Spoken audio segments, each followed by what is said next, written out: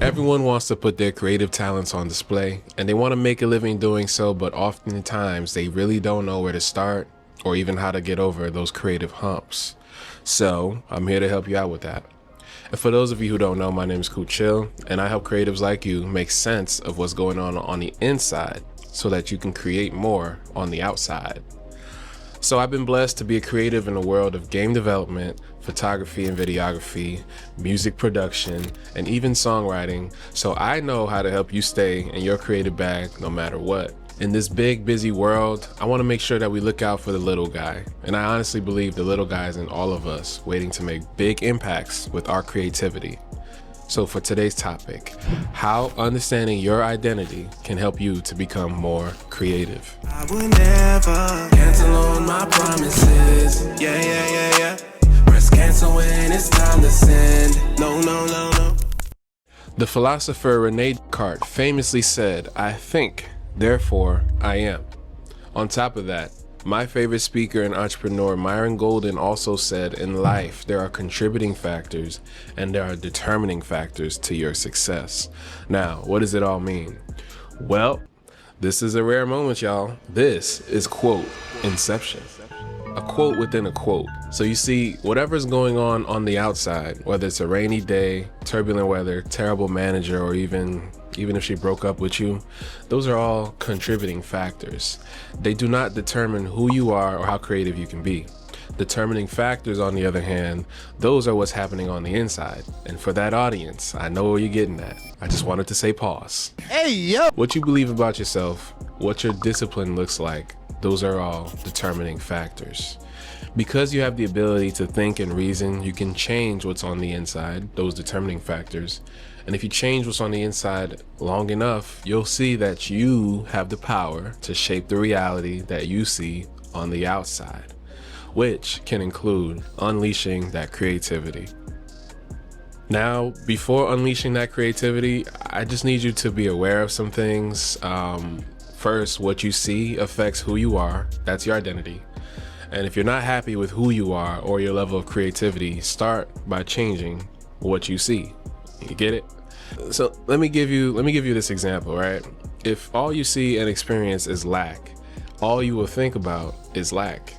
That is, until you see what abundance looks like, either through a role model, a notable figure, divine inspiration, then that becomes your new fixation. And usually it results in changing your environment to get what you want.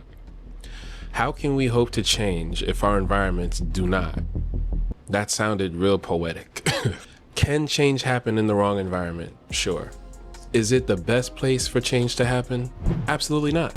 If we continue to interact with the same people, having the same experiences, seeing the same things, then we are destined to be the same. The same and creativity don't mix very well. Oil and water don't mix very well either. Can they mix? Sure.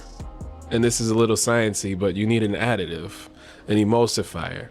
Can the same and creativity mix? Sure. But just like science, you need to add something. And if you're experiencing a creative block, listen up. You need to add something by subtracting the same old. And today my rant is about everyone who is doing exactly the same thing on the internet. Lesson here: if you change your environment, you eventually change who you are. Change is not easy though. Brace yourself for a ton of creative blocks, and those creative blocks are very intimate. They're sort of like a reflection of where you are on this journey of self-discovery and growth, you know?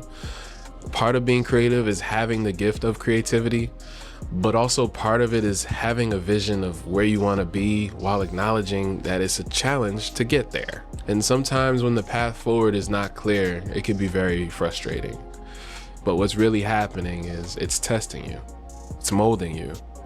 Everything is new. Remember, it can feel like you're a baby, like you're an infant again. But knowing who you are is like really crucial during these times. Take it from me, because I think the easiest time to kill a vision is when it's in a baby form. As you move forward, you're gonna grow. You're gonna become the person who can do the creativity. And if you're not able to be as creative as you desire to be, it may just be a signal that is saying to you, you may be overlooking something. So in the case of me, it just means that maybe I should focus on something else. Maybe you should focus on something else. And the beauty about it is there's plenty to do in the meantime, like build character, build discipline, build a system, build a portfolio, or even, build an identity. Sometimes being creative is counterintuitive, and as long as you're listening to the whispers, you'll eventually overcome those creative blocks. Trust. Here's some really solid advice though. Your identity is an anchor. Being on a creative journey, you quickly learn that the path forward is filled with ups and downs. And I ain't talking T-Pain.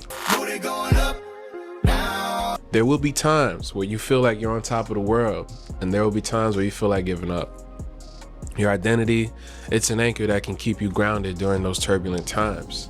Rain or shine, you're solid. People try you at work, you're solid. Democratic or Republican president, you're solid. You're solid in who you are. So when you know who you are, you're less likely to be swayed by external forces. But remember, who you are is a journey in itself. A journey of growth and self-discovery, as I said before. A world of dreams and adventures with Pokemon awaits. Let's go! Skipping steps on the path of growth is tempting, but you're missing out on the molding, the development of the anchor, and the discovery of the North Star. Well, your North Star. My recommendation is you find your North Star. Your North Star is sort of like your purpose in life. I always say things to my friends like, we're not here to do PowerPoint slides. I mean, it's a skill, and you may be good at it, but it's surface level when it comes to purpose. See, purpose is deep. Purpose is like broad.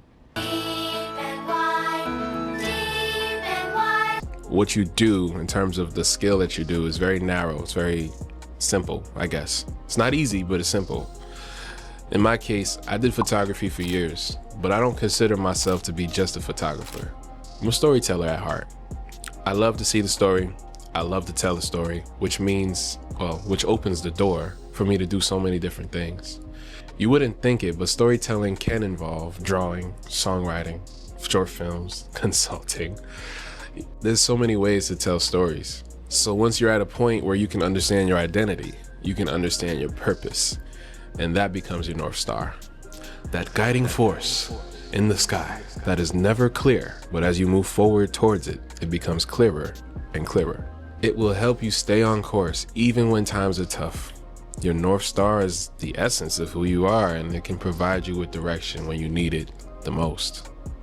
Overall, I just wanted to say, your identity is a powerful tool. It can help you navigate life's challenges and achieve all of your goals. When you understand who you are, you can create a life that's authentic and that's fulfilling. So take some time to reflect on who you are today. Who do you want to be? What do you desire in life, and how do you get there? What is your North Star? These questions I can't really answer, but they're gonna help you unlock your full potential and live a life that's true to you. All right, y'all. If you really enjoyed this content, please do me a favor. Like, comment, subscribe for more creative insights from a multi-creative